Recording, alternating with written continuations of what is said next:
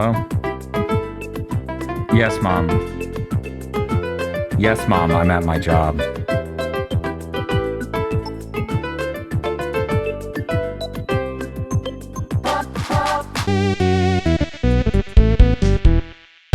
Wahoo! And welcome to the Super Mario Bros. Movie episode of Force Feedback. I'm your host, Dan Video Games. I was going to work Mario in, but it's already such a bad name that it's never been more dire.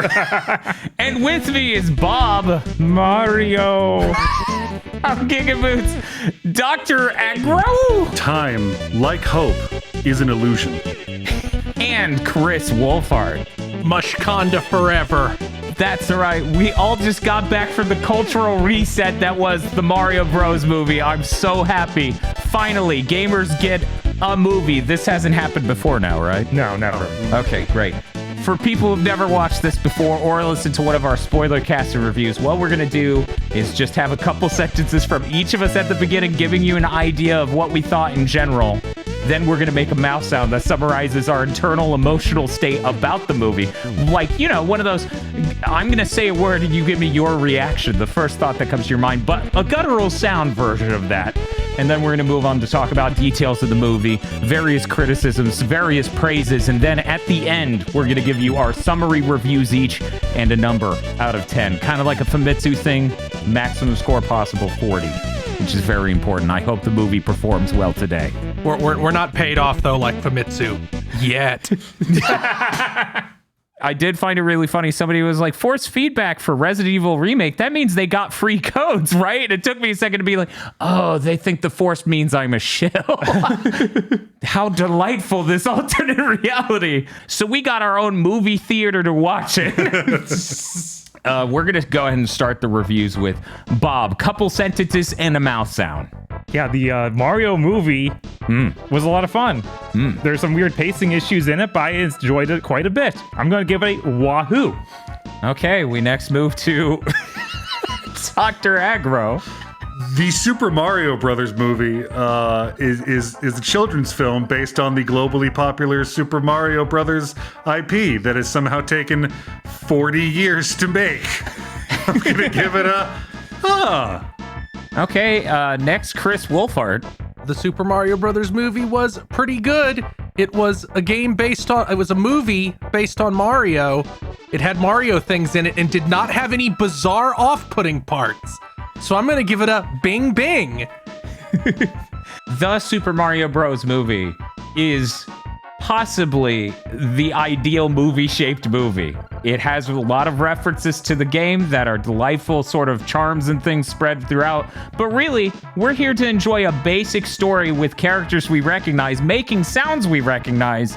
And my God, no other movie this year is going to make me go, that tree has branches that are crooked like the one in Luigi's Mansion. I am also going to give it a wahoo. And with that, we're going to move on to our discussions. This movie, largely aimed at children. Mm-hmm. You know, like, this is a movie for 8-year-olds. Yeah, a lot of 40-year-old, 8-year-olds mad at that. For some inexplicable reason, the soundtrack is all 80s boomer songs. Yeah. Well, I mean, it's also for people who grew up with it, I guess. So we are all... I guess. I don't know. I just take this as when you make a movie and you want to do a montage that's ironically funny because they're doing a thing that should be cool, so cut the cool music to it. That's what you do in a movie. This is the Hollywood American film adaptation of Mario, so it wouldn't fully deliver on that notion. Unless Thunderstruck played. These are important things for Hollywood films. Yeah, I feel really bad that I enjoyed some of those sequences. Oh, I enjoyed a lot of them. They were delightful. What were in the movie, were pretty good. I spent the entire section going, wow, we're getting away with it. This is an Illumination film, and this is as far this way as we're going. Yeah. It's amazing. Yeah, absolutely. When I heard, he uses a lot of those types of songs, I was a little worried that it was like, there's going to be no scene. The scene is Mario dancing to an AC/DC song. That's the scene. And luckily enough, that didn't happen. No. Luckily enough, there's a thing happening and the plot's on the way to a place every time they did it. So maybe I'm just imagining the worst case scenario with this film as I come in, but I thought it was delightful and enjoyable. I definitely imagined some bad parts that were gratefully not in this movie. I thought for sure there would be some variant of like Mario does a meme dance. Nowhere in this. Yeah. And the fact that this movie, getting into spoilers for this movie that just came out, it's obviously just fucking spoilers. I was sure there would be at least one flatulence related joke. There's zero. Yeah, no, there wasn't. Yeah. Which is the distinguishing factor between this Illumination film and Minions. Because there's no way the Minions saga has not involved that in every film. Based on Minions memes, Minions trailers, commercials, and everything else, assumed a far worse movie was coming out of this collaboration. Right. I was astonished by that whole, like, opening set in Brooklyn part. Like, I did not believe we'd get something like that.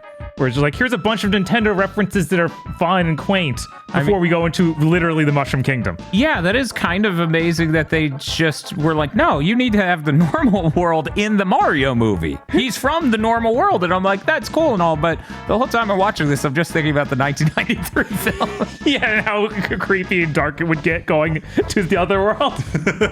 In this, they're like, look at this pristine green tube. We could just get in there and teleport over there. It's like, what if a rock ate Luigi? And sent him to hell. And then maybe the Mushroom And Kingdom. then maybe it was the material you have to transfer through to get to the other side. Mushroom Kingdom is on the far side of hell in that movie. Yeah, I don't know. I was expecting, like, here's the thing. I'm not coming into the Mario Bros. Movie expecting heart-wrenching performances, a deep and interesting look at any sort of part of the human experience or anything else. And my bar was even lower because it was made by Illumination, and maybe that's not nice of me. But I honestly thought this went well above what I expected. I went in, paid the movie ticket price, and felt like I had a fun time. I mean, if we're talking about expectations, based on the trailers, I really expected to be sitting through this movie dreading every time Peach was on screen. Yeah? Because I thought it was going to be that hard overcorrection of like, Peach is a badass now. She's got a halberd in the trailer. And that was going to be her thing. Like always talking about how she can be tough too. And girls can do it too. And no, Peach just was a badass in this movie and it ruled. Yeah, her performance owned that naturally instead of it being like, I'm doing this and a woman. Because we could have slipped into a world where Peach in this comes off as that scene from The Simpsons where Lisa's like, I'm gonna play sports with you and I'm a girl, and they're like, we have plenty of girls on the team, Lisa. Like princesses can be tough too. How do you think she rules this kingdom? Like, It really could have become that scene from Little Giants, which is what The Simpsons is referencing. Yes. Yes. Sorry, I watched that then and never again. Like trying to unzip the most compressed zip file in my brain ever. So Al Bundy was the antagonist. Yes, that's true. Didn't we almost watch that for content? It was a vote-based thing. I think that happened. Yeah, Probably. I think it was on some list. I don't know. I really liked how Peach explains her backstory, and it's, I was taller than everyone, so they made me king. That did seem to be the series of events. she's like, you're a human too? And I'm like, what? You know why humans are? Where are you from? She doesn't even say she's a human. She just says you're a human, implying she might not be. I mean, there are implications to there being a greater galaxy with maybe a space Rosalina monster. Right, yeah. Here's like when I heard that, I started doing like the YouTube thumbnail face and being like, oh, they're gonna set up for a Smash Bros movie with that. All the way there. Good lord. I mean, Welcome to the subspace emissary. while we're on the topic of Smash Bros, though, Donkey Kong's forward air shows up in that fight, and I'm like, I saw it. I'm gonna not clap because there's a 4-year-old behind me who is far less delighted by this film than I am. There was that, and when Peach takes him out on the Mario out on the platform for the obstacle course, I was like, is she gonna create Final Destination and just start beating his ass? Okay, Mario, you gotta prove yourself. 3 stocks, no items. Mario's like, no items, not even some. I don't think this is the way the game was meant to be played. Who's that fox guy?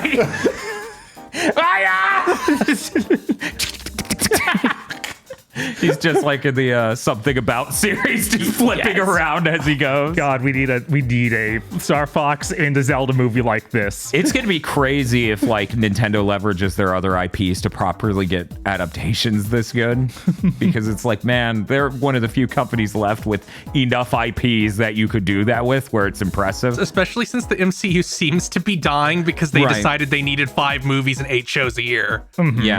Yeah, it's really interesting. I hope that we get to see that, because I think that would be really cool. And then you tonally could get the here's the Metroid movie over here. Yeah, I would love to see them actually make an insane amount of money, and they just like, we guess we have to keep going. Yeah, absolutely. They upped their projections for opening weekend after the first day because it made like $70 million day one. Globally. Yeah, that makes sense. You know why? This is actually a good film. We've never had a video game movie that was actually a really good film. I'm trying not to just to say that, but God, every other video game movie, every other one, like has some bizarre off-putting element. And yes, I'm gonna say it.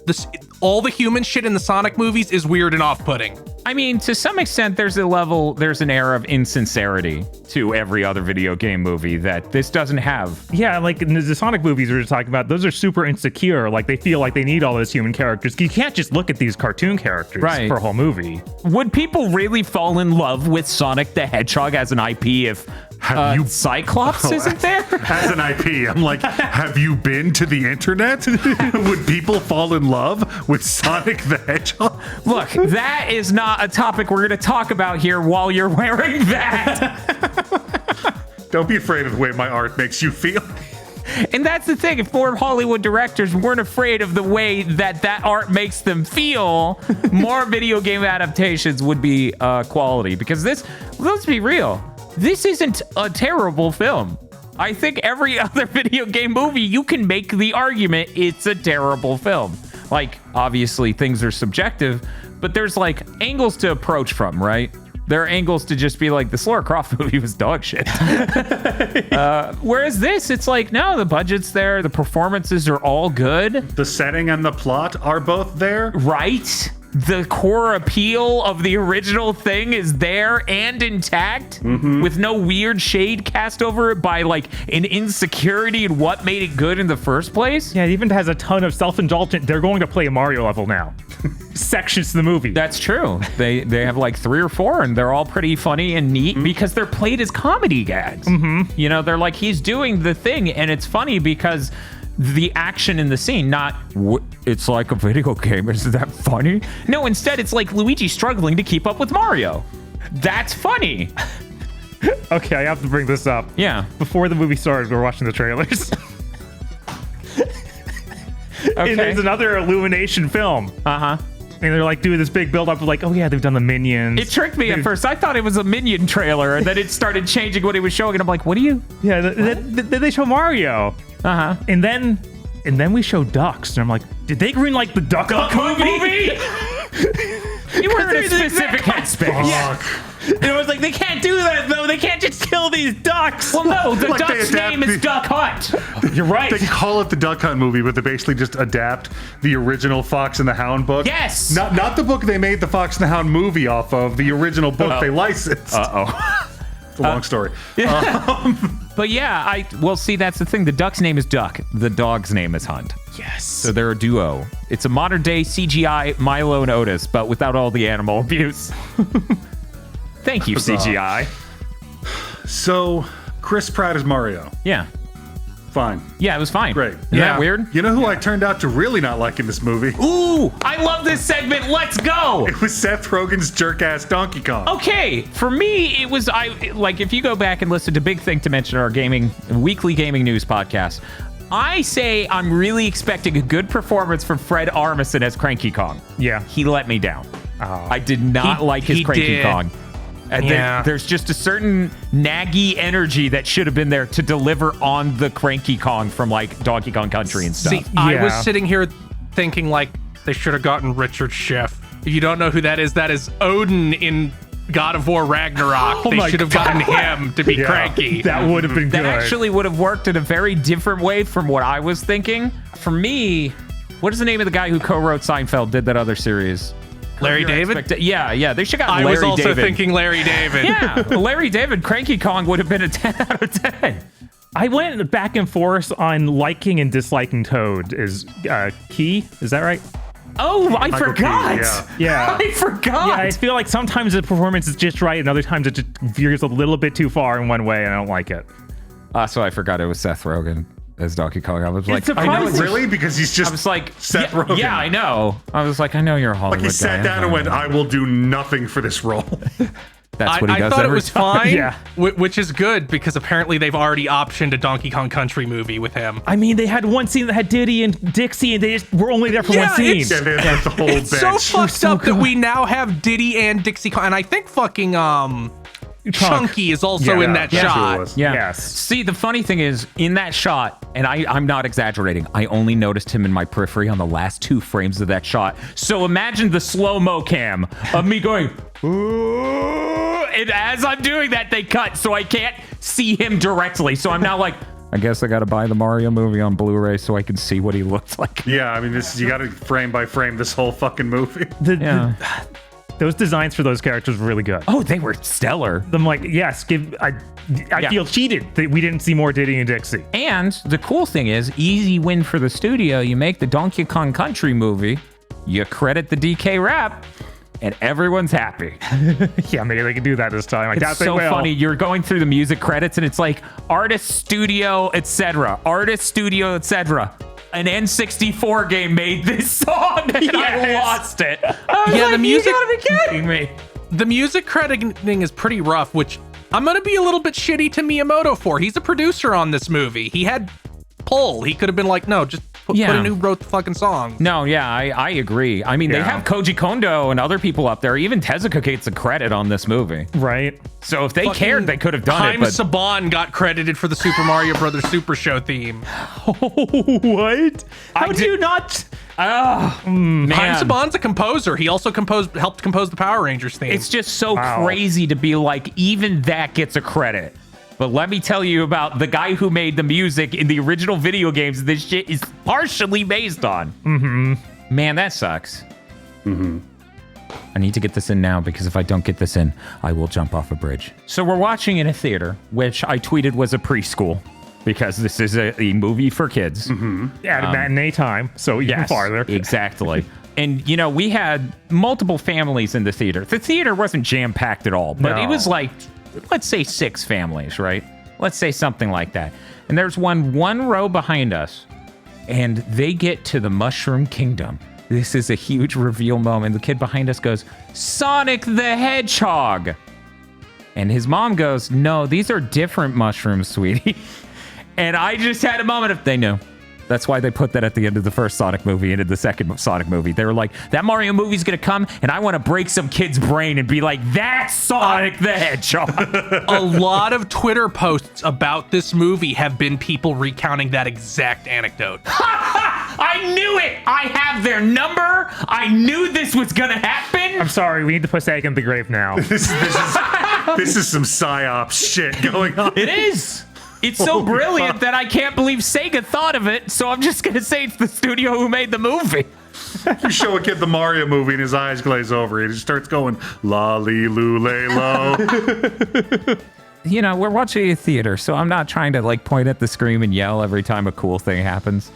But musically, this movie has so many good moments. Like, it has so many original songs for it that are built out of the smallest leitmotifs from the original Mario themes. You got the string stab from Luigi's Mansion here. You got the castle theme from Mario 64 here. You got as much as you could of this song stolen from Jesus Christ Superstar here before you got sued and needed to change the song, unlike Koji. It's really incredible. It's like someone cared. It's yes, one that because hey, try doing that for the Sonic movie. Name the iconic Sonic songs incorporated into the Sonic movie. Was it 0? I think it was 0. I'm pretty sure I'm it was starting 0. to become sad. Yeah, right. And that's the thing. Like, Sonic has, and this is going to upset even more people, Sonic has an amazing soundtrack. Sonic 3 versus Mario World, I'm going to go Sonic 3 every time on that, obviously. Yes. Yeah. Mario does not, like, Mario has a couple hard, like, Yeah. all-timers.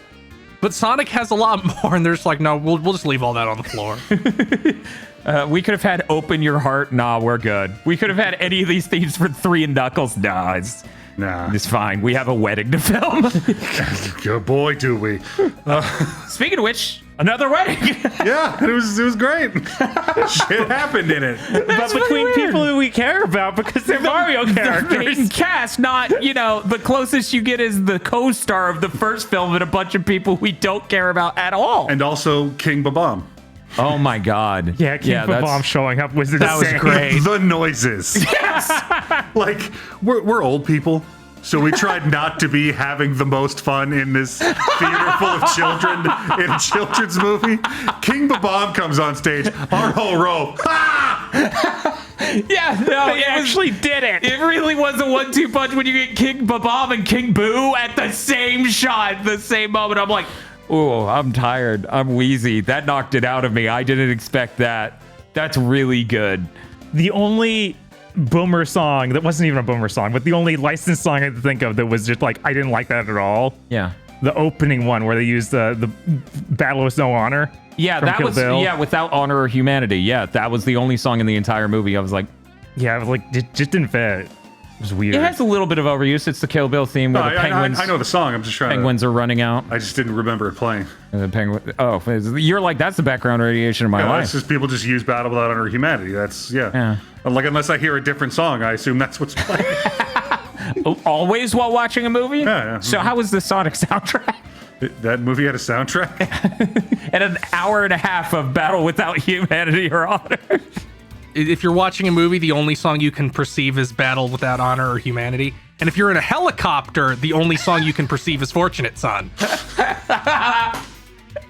I'm very excited for the Mario 2 movie to have a chopper scene. I mean, they have a Vietnam movie style shot with Kamek when they burn down their houses, and they just do a zoom in on his goggles, like lighting up his flames. Oh my God. It was like, yeah, this is definitely a reference to that. This movie does have a gratifying amount of violence. Yes. Because all of the interaction in Mario is very kinetic Right. and boot-based. Yes. So it's just him kicking the shit out of Koopa Troopers.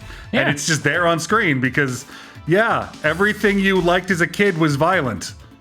Because kids love violence. But we don't call it violence. We call it action. Kids love action. Yes. It was weird. I was stunned how many times they explicitly were like, I'm gonna kill you. I'm very used to things for kids just swapping that word out for something else. Yeah, I really appreciated that about this film. Like one of the troops gets torched and becomes a dry bones. That's really good. The comedy in this is pretty on point. Normally, when you watch a comedic film, there are a lot of misses. I don't think there were a ton of misses here. There wasn't anything where I was like, that's the worst joke of the movie the instant it happened. Yeah, it doesn't really do that. Like, I have a least favorite action sequence, but I don't have a, like, worst joke. Okay, what was your least favorite action sequence? Actually, the kart racing. Oh, okay. Well, fun fact, I have no opinions on that. I walked out to pee. Yes. Yeah, it was just a little bit too long. There were a couple good moments, but it just overall didn't have the same fast pace the rest of it did. I felt like it just drug on. Well, it's Rainbow Road, so it dragging on really makes sense in that Yes. context. So. There were some really cool Rainbow Road things in there, at least. Yeah. I quite enjoyed the guy who loses and is like, I'm just gonna kill myself. Yes, I'm taking you with me. him becoming the blue shell in a Mad Max-like moment. Am I the only person who watched that scene when he does that and go, look for the body? Did he literally vaporize? Is this a Vegeta moment? I'm just looking for I couldn't find it. I think he just exploded himself and died. He disintegrated in that moment. It's what you give up. He should have sprayed himself with the paint first. Yes, he should. He leaps at him with a spear with explosives on it. He's just like, ah! No, that was insane. Yes. That is insane lore.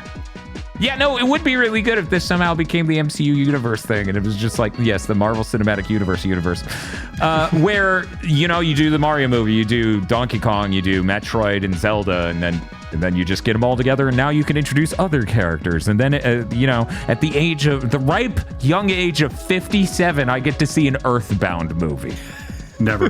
How dare! The weird thing is, though, if you do sequels to this or expand this universe, eventually you're going to have to address the Daisy question. Oh. Because you already kind of turned Peach into Daisy. So now what do you do with Daisy? Right, because personality-wise, the distinction there's kind of been eliminated by Peach being like a girl boss. Like she's on top of everything. I don't she's know. athletic. They can just make her more unhinged, and then you have Daisy. Bob's like, make her mentally ill. Yes, you make Daisy like a really sassy tomboy. Yeah. Peach is like that in like the playful way, but they just make Daisy like the guy the girl who punches boys in the arm. It's like, haha. The meaningful distinction between the two will be Daisy won't spend the whole movie doing a face that I'm going to attempt here, for the entire thing, because Peach was like fixed into that the whole time. Mm-hmm. There's that and then scared. Those are like the two faces she makes. And I'm like, I actually like her design and animations. Like there's a lot of character put into the facial animations in this that is more than Nintendo ever did. It was all technical limitations. Dan Miyamoto told a totally true story about how he always wanted Princess Peach to be a girl boss, which is why he told the developers of a new Super Mario Brothers Wii, you don't need a good explanation for why Peach gets kidnapped. Just say she got tricked by cake. Yeah, did you see this interview where he's like, "No, I always wanted her to be a girl boss. I just couldn't do it." And you know, later it's like, "What do you what? What? Well, you know, she's playable in Mario Party." She was playing little Mario 2. I don't need to answer for anything else. Right, there you go. I am really hot in this outfit. I feel bad for you, though, Aggro. That looks 10 times worse. I mean, it would be if I was wearing anything under this sheet. We're used to getting adaptations, not even just of video games, but of other things, where they don't find things for people to do, and fans of that character are disappointed. Because they're like, if their character was faithful, they would have done this in this situation, or they should be more proactive in the plot. Instead, they didn't have time. They got cut. With this movie, though, there's like more characterization in a lot of cases where it's just like, we need this character to have. Like, for example, I don't remember the Mario game where Bowser's right-hand man puts on a wig and pretends to be his girlfriend. But luckily, this movie brought that to me. I feel like that might be in a Paper Mario game. Yeah, that might totally be in a right. Paper Mario or Mario and Luigi game. Some fucked up things happen in those. It feels like something that has happened. I'm not sure why. Well, you know, if we're gonna check that out, we need to play the most fucked up one of those, Bob. We have to beat Bowser's Big Hole or whatever it's called. I will thank you to never repeat that phrase in my presence. They showed a trailer for the Barbie movie before this, and I'm thinking it, but then Bob out loud goes, "This isn't a kid's movie. Why are they showing this here?" And the trailer ends with them making a joke about beaching each other off. He's like, "I'll beach you off right now. You want to have a beach off? I'll beach off two of you at once." And I'm just like, man, I thought maybe the singular trailer could slip by without this. Over here, I just got 3 Marvel properties in a row. Wow, we didn't get a single Marvel trailer. We didn't. I got Guardians 3. I got Spider-Verse. Okay, we got Spider-Verse. I just wasn't thinking about that as Marvel. As MCU, yeah. And I got something that's supposed to be later this year, I think. You're like, I got Blue Beetle. Like, that's not. I got Shazam 4. No, that movie already came out and failed. Wow, they sure come and go fast. How do we feel about the Mario family? Because that was one thing I did not expect to be in this movie at all. Felt like a sucker punch, but I loved all of their designs. It was delightful. That was another part of the Brooklyn part where it was like, this is so much better than I thought this movie would be. Like they walk into the dining room and I'm like, okay, he's got an extended family. Start the clock. All right, this scene's over. That was immaculate. This is a great addition. Yeah, I also appreciate the Jumpman guy who's just playing on their arcade machine, and they're like, "Did we go too far?" And he's like, "No, it's a fine." And they're like, "Okay." And of course, he's Charles Martinet. Okay, I was like, I just put it together. That was Charles Martinet, wasn't it? Yeah. Beautiful. Seeing the route they went with this movie, having Charles Martinet be Mario would have been insane. So I understand why they didn't. Whereas, like, this Mario is like 23. There is something funny to be said about, we went and watched this movie and everyone's like, yeah, they just shoved it full of star-studded cast members. And it's like, yeah, that's, you know, they need that star appeal to get people in the movie theaters. The movie ends, and as the credits are rolling, I hear every person behind me go, "That celebrity was in this?" Like, they didn't know any one of these people were these people. Like, oh, it was Jack Black. What the fuck? Also, let me say, when they cast Jack Black, my brain went, they'll have a musical number. I didn't think, no, they'll have him sing a love ballad from his lair, and that'll be the capitalizing on him being a musician part. I genuinely thought we were going to do a terrible musical number as him and someone face off, or he's prepping for a thing, and instead it was just literally him singing music. Yeah, like twice, and it was great. It was so good. Speaking of which, what is this movie without Mario Odyssey? Because there's the wedding setup, there's the hat and the outfit. It's so good. Pauline is the mayor of New York. Yes, I love that. I'm like, because once again, I'm the adult in the theater. I need to not be screaming and pointing every 10 seconds. Now, you see, the musical face-off between Bowser and another character will be in the sequel when they get Kyle Gass to be Wart.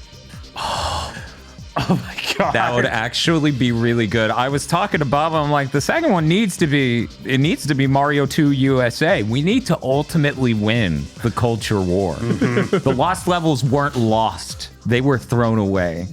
They need to have Wart, and Bob's like, but then it would be a dream. And I'm like, it's not a dream anymore. In the movie, it's real.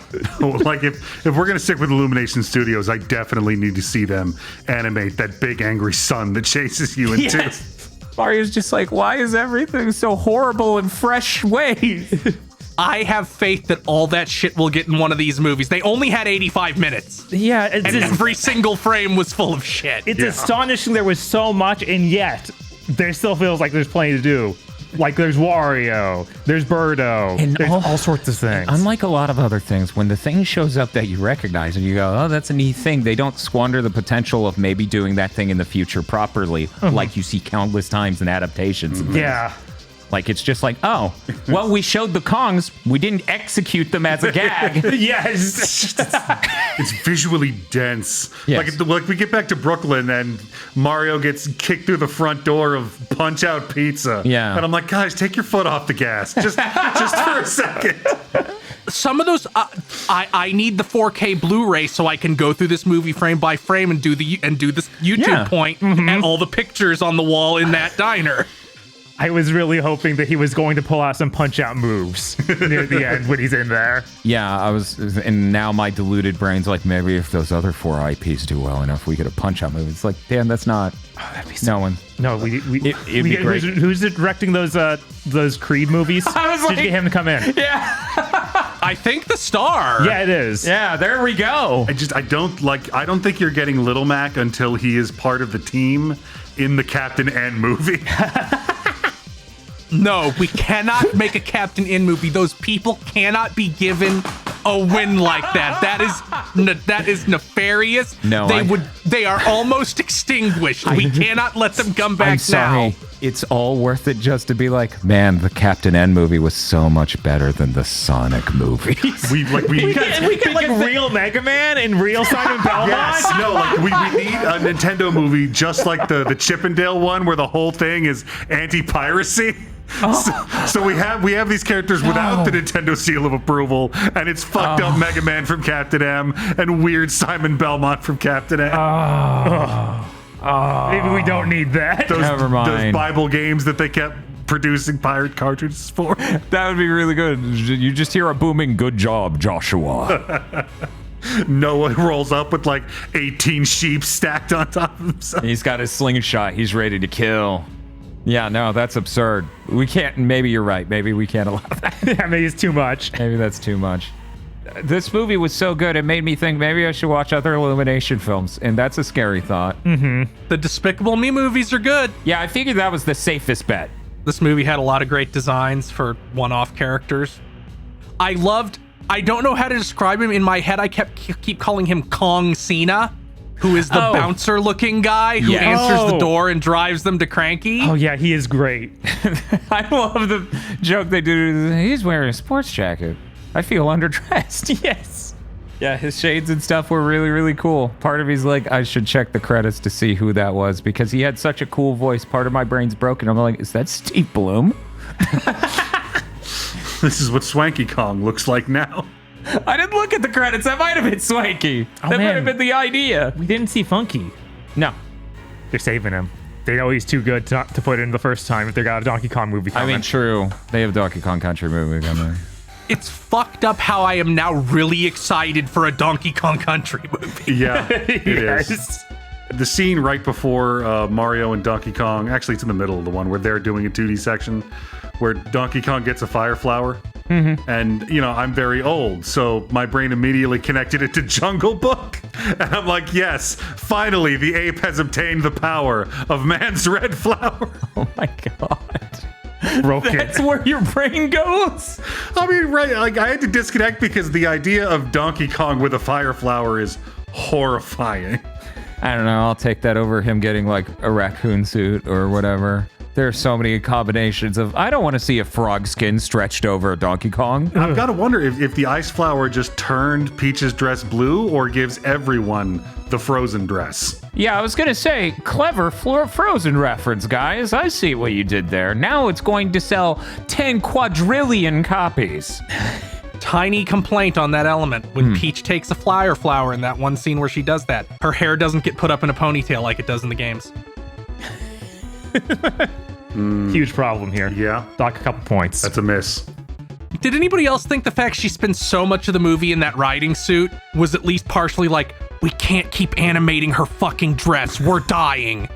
Put her in something else for a while. I never think of animated CG studios as being the people worried about the complexity of a thing. I usually think of visual effects studios trying to make something for live action as the people who are like, you cannot show this for more than 3 scenes. Felt like she wasn't in the riding uniform for that long, so it never occurred to me. Because it is most of the movie in the dress and in the second dress. There's only a tiny bit in the middle there. Calling it now, second movie opens on Mario playing golf. I guess I should also talk about my damage. It's literally the after credits spoilers, so beware. We spoiled most of the rest of the film, but They show the Yoshi egg, like in Brooklyn somewhere. They zoom in on his like hatches. a sewer or something, yeah. Yeah. He's like, no taxes. Yes, Yeah, that's what he said.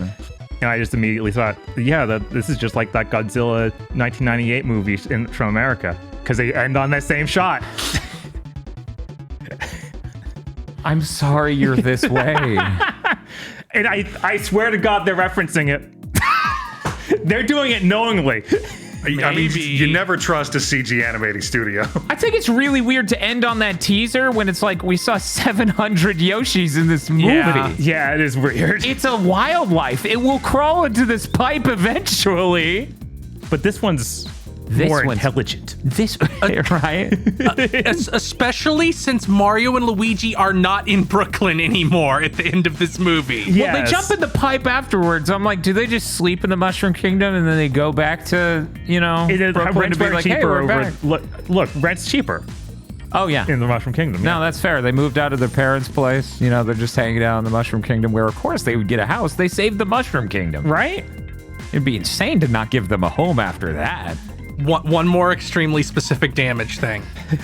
Spike, the guy from Wrecking Crew, who is a dick. Yeah. Like he's their former boss and is an asshole and thinks he kept reminding me of Foz from Gears of War 4 and 5. Wow, that is damage. That is real damage. I cannot bridge this gap. Can you even explain in words how those are connected?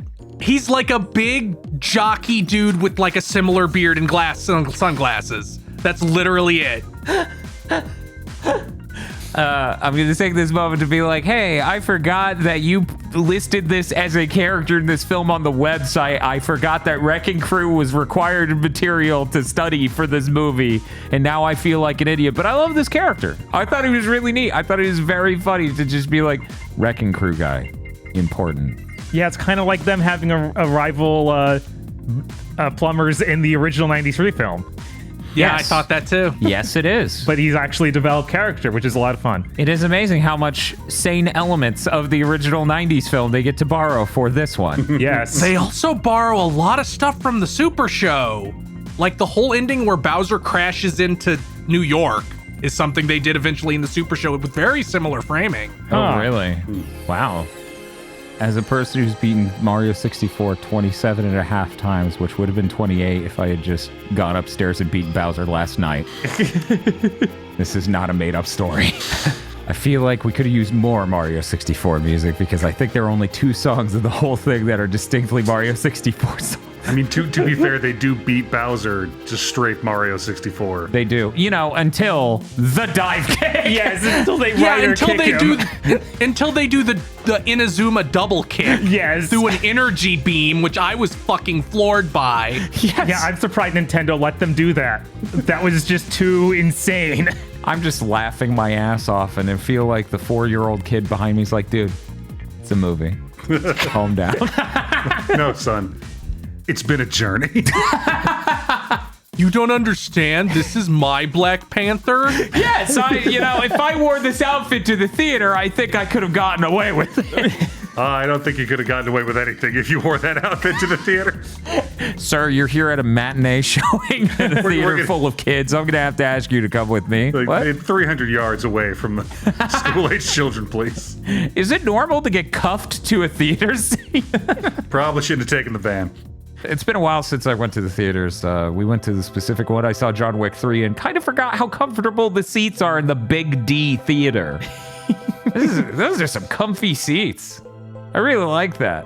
Screen's still not anywhere near as good as an OLED TV, but What you gonna do? I was the whole movie. I was like, why are the edges kind of dark? Why does this look so much? Oh, because I have a great TV. yes, technology advanced in such a way that normal people can have a TV much greater than a movie theater, but nowhere near as big, of course. Right. We'll get there, though. We'll get there. I don't think we will. I don't think that's physically possible. Nah, it's It's not really a technological restraint. It's more of a housing problem. yeah, it's more of a housing problem. Right. Well, the thing is, the TV has to sit on your floor, right? And then it just goes all the way to the ceiling. And you can mount 2 vertically. Yeah, just one big curved one. Have you pitched that to an electronics company? They might take you up on that notion. This is great for my neck, actually. It's really not, though. Stop that. It's really strange how solid this movie is, and it was delightful overall. There really was no thing where I'm like, get that the hell out. Once again, if you watch any other video game movie, there's a thing that is that for almost everyone. Yeah, there's something that's there for, I guess, critics? I don't know. I don't even know anymore. It's really weird to see the critical reaction to this movie. You would think it was a completely brain dead film. From Yeah, I was- the weird ire. It has to just be critic brain, where it's like, I'm a 45-year-old critic. I've seen 100 movies with these exact plot beats and character arcs. The movie is bad. I always think of it more as an execution of a thing than like, is it meaningfully different from other stories that are sort of like this? And it's like, I mean, this was executed really well in my opinion. I didn't imagine this movie being as good as it is. We watch a lot of films from the 90s, like George of the Jungle, that are surprisingly funny and surprisingly good, with very few bad elements, downside scenes, etc. And critics hated them. right. And this just made me think of that moment again, where I'm just like, yet again, they're here. They're always just waiting. There's a one weird pacing moment when Mario first introduces himself to Peach, and the whole war committee thing seems all a little rushed, and then they get immediately to the training sequence. I don't think the movie's worse for it, really, but I do see it as like, it feels a little off. Someone somewhere, I guarantee, is in the movie theater being like, oh, this seems a little too convenient. This is too easy. most of what I have heard is people complaining like it feels rushed. There are pacing issues with the movie, and I'm like, yes, there are several sections in this film where another movie, a different movie, Yes. made by a coward would have an additional scene of connective tissue, but I don't have time for that shit. I have got to reference another Nintendo property. I'm on the fucking clock. Yeah, there was definitely that moment after he introduced himself to the Kongs, and they like set up they're going to fight thing. Yeah. And then they just cut to the fight. Like there's no in between. Yeah, any other film I feel like would have just had them in the back room, the locker room, and Peach is just like, "Hey, are you gonna be okay, Mario?" Mario's like, "Yeah, I go." It's Toad talking to him, and this is where we really get into Toad's character. Oh, arc. and Toad's gonna say some really funny bits, and he's gonna say, "Kick him in the nuts," and then it's gonna be Toad so will good. learn to have real courage. Yeah, It's like, no, we don't need that shit. yeah. No, this is efficient storytelling. This is a movie for children. It's bright and loud and fast and awesome. And though the Rosalina creature I've forgotten the name of because it's been a while since I played Galaxy. Lumas. Even though like the Luma, Starmite. yeah, Starmine. The Luma is, the weird death is an escape from from suffering, and all life is suffering, and that's great. The only way I could have liked this movie even more is if they cranked that energy up and, I don't know, drowned a horse in a swamp. Like it was the never-ending story. I don't need that again. I don't know, Bob. I think anytime a children's movie is able to do something completely deranged, They have to wait for the second one to have more Yoshis on screen. Yoshi's gonna die in quicksand. Yeah, but Mario will betray him.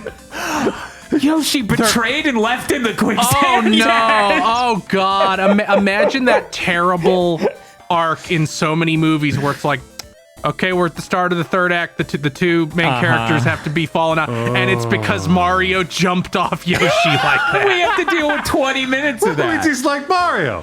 What the fuck, man? I wasn't gonna make it. I needed to jump higher. Yoshi'll go hang out with his best friend, that dog. Poochie? No, that dog from the first scene, which is a little weird. I love I that. thought it was a reference to Yoshi's Island, where there's a dog named Poochie. No, because I just assume they're gonna go with the dog angle, with like Yoshi is basically a dog, and so Fair. obviously he will be with the other dog. The Mario movie has an important message. You can be world famous and important like Mario, and your parents could still be disappointed in you. The important thing is that you shouldn't care. Said the guy who's a YouTuber wearing a Mario outfit to talk about a movie for 4-year-olds, allegedly. Okay, we're gonna wrap it. Oh, wait, no, I need one more story. Obviously, spoilers. Baby Mario and Baby Luigi were adorable and on model. I couldn't believe they did that. Yeah, that was scary. Yeah. I was waiting for Yoshi to just be there for no reason. It was me. I was always there, Mario. I'm your dad. Just in the background of Brooklyn. Yes. Okay, last anecdote. The shot where he has the flashlight, Luigi does, and the dry bones is there and he keeps going, and then he snaps back and it's gone. Hilarious. There's so many good jokes in this film. That whole scene with Luigi waking up in the dark, spooky woods was elevated in our theater by Tosh going, Mario. Yes. Them actually playing the dry bones for horror worked really well. Yes. Also, great. those Shy Guys. Also, the Shy Guys being a cult, basically, is what it came off as, is really good, as they just kidnap him and fly him out. And they trade Luigi like you would trade something in the post-apocalypse. Yes. Their Jawas. I was hoping we'd see more Luigi. It feels like he didn't get as much as a lot of other things in this film. Yeah, That's true. He got a little shortchanged. I was honestly like, did they hide it? Is like Daisy going to be the ruler of the Shy Guys somehow? Bring him to me. And where did that lead you, Luigi? Sorry, I immediately imagined Daisy like floating up near the ceiling like Baron Harkonnen. Bring me the plumber. Is that the villain from Dune? Yes! Oh my God. Luigi, we need to snackify our drinks. We've got to get out of here. Yes, no, we're ending this. Anyways, gentlemen, This is a time when I get your summary reviews, just a small little bit of text, mouth words, amounting up to exactly what you thought of this film, followed by a score out of 10. We're going to start with Peach. The Super Mario Bros. Movie, made by Illumination, could have sucked. But it's dense and fun, actually funny, and full of cool action. How did it take this long to make a good Mario movie for kids? I mean, this shit comes in at a solid 9. Luigi. Yeah, the Mario movie was really a lot of fun. Those tiny little things that nag me really aren't enough to make me not want to immediately watch it again. So I also am going to give it a 9. I guess since there's a K on the head, it's Luigi. Sure, we'll go with that. Yeah, it was a lot of fun. I expected so many groaners, but there wasn't a single one. Like, there wasn't a point where I was like, go, get moving. Get past this gag. So I have to also give it a 9. I don't know how you're all in Mario outfits, but no matter what I say, I'm going to be the most ridiculous if I'm positive because I'm wearing the Mario outfit. It's true. You can't escape it. My movie was great. Woohoo! 10 out of 10. I think there's a bias here.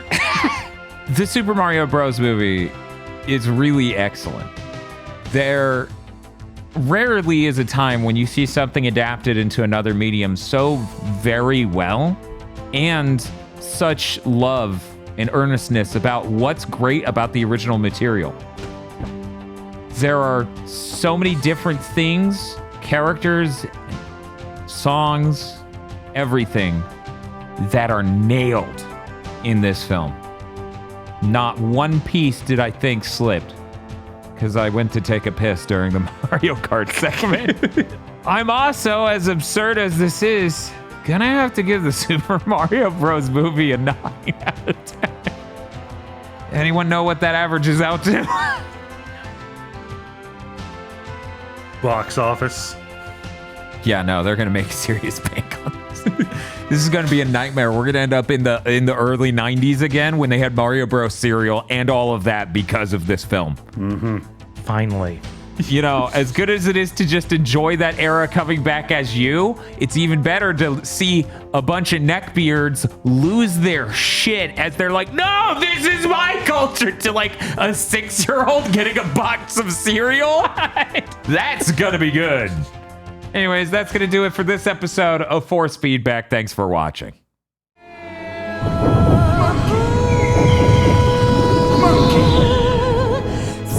Monkey. Guys, did we record one of these on the Mario Bros. 93 movie? Dan, you doing all right?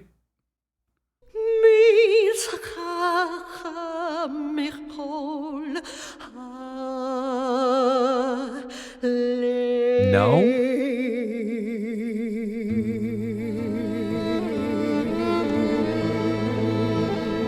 The executive producers for this GigaBoots video are Esme, E. Broyles, Spaceman Spiff, Red Blaze 27, Brendan O'Sullivan, A Reminder for Symphony of War, Cooper Tank, Very Best Plot, Iconic Bane, and Rado. Thank you very much to our executive producers. And also these guys. If you want to become an executive producer or normal patron, head on over to patreon.com/gigaboots today.